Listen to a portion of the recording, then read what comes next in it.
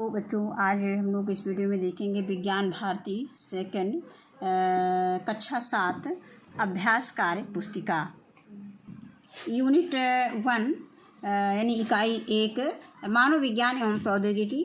तो इसमें पहला प्रश्न दिया गया है कि अपने दैनिक जीवन में प्रयोग होने वाली वस्तुओं के नाम लिखिए। तो यहाँ पे हम जो भी चीज़ें दैनिक जीवन में अपने प्रयोग करते हैं उनका नाम हम इसमें लिख सकते हैं।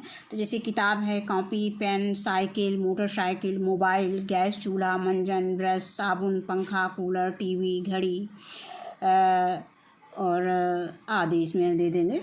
और भी जो चीज़ें आप इसमें शामिल करना चाहें जो दैनिक जीवन में आप प्रयोग करते हैं उसको आप इसमें लिख सकते हैं। अब दूसरा प्रश्न दिया गया है कि निम्नलिखित चित्रों को देखकर यातायात के प्राचीन संसाधनों पर ओल्ड तथा नवीन संसाधनों पर न्यू लिखिए। प्रश्न संख्या 2 है कि निम्नलिखित चित्रों को देखकर यातायात के प्राचीन संसाधनों पर ओल्ड तथा नवीन संसाधनों पर न्यू लिखिए। तो यहाँ पे एरोप्लेन पहले गोले में जो दिया गया है ये एरोप्लेन हवाई जहाज़ का चित्र दिया गया है, तो इसमें हम न्यू लिख देंगे। और इसके बाद दूसरे गोले में कार का चित्र दिखाया गया है, तो यहाँ पर भी हम न्यू लिख देंगे। इसके बाद आता है बैलगाड़ी, बैलगाड़ी में ओल्ड लिख देंगे। ये तीसरे गोले में दिखाया गया है बैलगाड़ी का चित्र। इसके बाद चौथे गोले में ये मोटरसाइकिल का चित्र दिखाया गया है, इसको भी न्यू लिख देंगे। इसके बाद साइकिल जो है ओल्ड है और इसके बाद ये नाव जो है ये ओल्ड है। अब इसके बाद प्रश्न संख्या 3 है कि पहले जब टेलीफोन मोबाइल नहीं थे, लोग एक दूसरे का हाल जानने या संदेश पहुंचाने के लिए क्या उपाय करते थे। तो इसके उत्तर में हम लिखेंगे कि पहले जब टेलीफोन मोबाइल नहीं थे, टेलीफोन मोबाइल नहीं थे, तो लोग एक दूसरे का हाल जानने के लिए प्रशिक्षित कबूतरों, टेलीग्राम, पत्र व संदेशवाहकों का मतलब संदेशवाहकों के द्वारा जो है संदेश भेजते थे। अब इसके बाद आता है प्रश्न संख्या 4 कि निम्नलिखित कृषि संसाधनों में से प्राचीन एवं नवीन संसाधनों की अलग अलग सूची बनाइए। अब इसमें ये संसाधन दिए गए हैं कौन कौन से। एक तो हार्वेस्टर दिया है, ढेकुली है, रहट है, थ्रेशर है, ट्रैक्टर है, बैलगाड़ी है, बैल, हल और ट्यूबवेल। तो इनमें से हमें प्राचीन कृषि संसाधन कौन कौन से हैं और नवीन कृषि संसाधन कौन कौन से हैं, तो इनमें हमको लिखना है। तो हम देखते हैं कि प्राचीन कृषि संसाधन में आता है ढेकुली आता है, रहट आता है, बैलगाड़ी आता है और बैल हल आता है। इसके बाद जो नवीन कृषि संसाधन हो गया वो हार्वेस्टर हो गया, थ्रेशर हो गया, ट्रैक्टर हो गया और ट्यूबवेल हो गया। अगला प्रश्न संख्या 5 है कि निम्नलिखित चित्रों को देखकर विज्ञान एवं प्रौद्योगिकी के द्वारा यातायात संसाधन में हुए विकास का क्रमबद्ध अंकन कीजिए।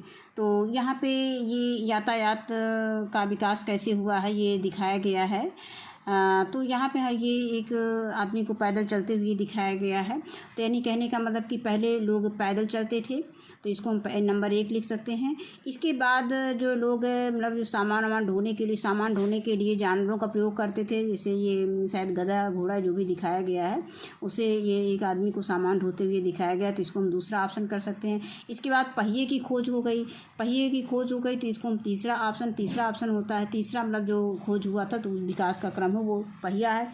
और चौथे में ये बैलगाड़ी चलाई जा रही है। जब पहिए का आविष्कार हो गया तो इसके बाद बैलगाड़ी बन गई, तो यहाँ पे हम इसको चौथा चरण दे सकते हैं और विकास का क्रम दे सकते हैं। और इसके बाद ये है हवाई जहाज़ है, कार है और ट्रेन वगैरह का खोज हुआ, तो यहाँ पे हम इसको 5वां क्रम दे देंगे। अब इसके बाद अगला प्रश्न आता है, सोचिए और उत्तर दीजिए। प्रश्न संख्या 6 है कि यदि विद्युत का आविष्कार न हुआ होता तो वर्तमान में कौन कौन सी समस्याएं हो सकती थी। तो इसके उत्तर में लिखेंगे कि यदि विद्युत का आविष्कार न हुआ होता तो वर्तमान में विद्युत से चलने वाले यंत्र, औद्योगिक क्रांति, गंभीर बीमारियों की जांच, रात में पर्याप्त रोशनी व विद्युत से चलने वाली रेलगाड़ियों आदि कार्यों के संचालन में समस्याएं हो सकती थी। अब इसके बाद आता है प्रश्न संख्या 7 कि कृषि के क्षेत्र में विज्ञान के नियमों व सिद्धांतों के प्रयोग से विभिन्न वस्तुओं के उत्पादन में असातीत वृद्धि हुई। कृषि के क्षेत्र में विभिन्न क्रांतियों का संबंध किस वस्तु के उत्पादन से है, लिखिए। तो यहाँ पे हरित क्रांति दिया गया है, श्वेत क्रांति है, पीली क्रांति है, भूरी क्रांति है और नीली क्रांति है। तो हरित क्रांति का संबंध होता है फसल उत्पादन से, श्वेत क्रांति का संबंध है दूध उत्पादन से और इसके बाद पीली क्रांति का संबंध है तिलहन से, भूरी क्रांति का संबंध है उर्वरक से और नीली क्रांति का संबंध है मत्स्य से। इसके बाद हम आएंगे प्रश्न संख्या 8 पर। इसमें दिया गया है कि नीचे दिए गए वैज्ञानिकों के चित्र पहचानिए और उनके सम्मुख दिए गए कथनों पर उनके नाम व उपलब्धि लिखिए। तो यहाँ पे इनका चित्र, ये पहला जो चित्र दिया गया है ये एम.एस. स्वामीनाथन का चित्र दिया गया है। ये हरित क्रांति के जनक थे। इसके बाद दूसरा जो चित्र दिया गया है ये डॉक्टर वर्गीस कुरियन का दिया गया है। ये श्वेत क्रांति के जनक थे। आगे है प्रश्न संख्या 9। विज्ञान और प्रौद्योगिकी के विकास के कारण मनुष्य को लाभ ही नहीं मिला है बल्कि इसके अनेक हानियां भी हुई हैं। नीचे दिए गए चित्रों को देखकर उन हानियों को पहचान कर उनके कारणों को लिखिए।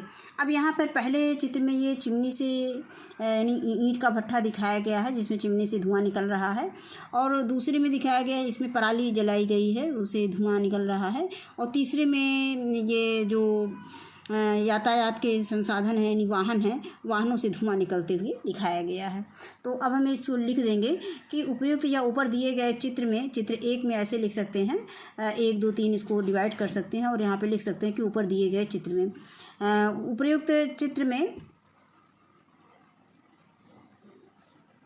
उपर्युक्त चित्र में ईंट भट्टे की चिमनी से निकलते हुए धुएं, खेतों में जलाई गई पराली तथा वाहनों से निकलते हुए धुएं से वायु प्रदूषण होता है। इस प्रदूषण से दमा, सिरदर्द व त्वचा आदि संबंधी बीमारी हो सकती है। इसके बाद अगला प्रश्न संख्या 10 दिया गया है कि यदि वर्तमान में ईंधन के रूप में एलपीजी और सीएनजी का प्रयोग न होता तो पर्यावरण पर पड़ने वाले नकारात्मक प्रभावों को लिखिए। तो इसके उत्तर में हम लिखेंगे कि यहाँ पे सिलेंडर दिखाया गया है या सीएनजी चालित वाहन दिखाया गया है। तो इसमें लिखेंगे कि यदि ईंधन के रूप में एलपीजी और सीएनजी का प्रयोग ना होता तो हम ईंधन के रूप में लकड़ी, उपले, कोयला और यहाँ पर हम मिट्टी का तेल लिख सकते हैं आदि, केरोसिन ऑयल लिख सकते हैं, मिट्टी का तेल आदि का प्रयोग करते जिससे इनमें निकलने वाली विषैली गैस जैसे कार्बन डाइऑक्साइड, कार्बन मोनोऑक्साइड और नाइट्रोजन ऑक्साइड आदि गैसों से हमारा पर्यावरण प्रदूषित होता। तो यहाँ पर हम नाइट्रोजन ऑक्साइड बढ़ा सकते हैं, नाइट्रोजन ऑक्साइड। तो यहीं पर हमारा ये पाठ समाप्त होता है। इस वीडियो में बस इतना ही। वीडियो देखने के लिए बहुत बहुत धन्यवाद।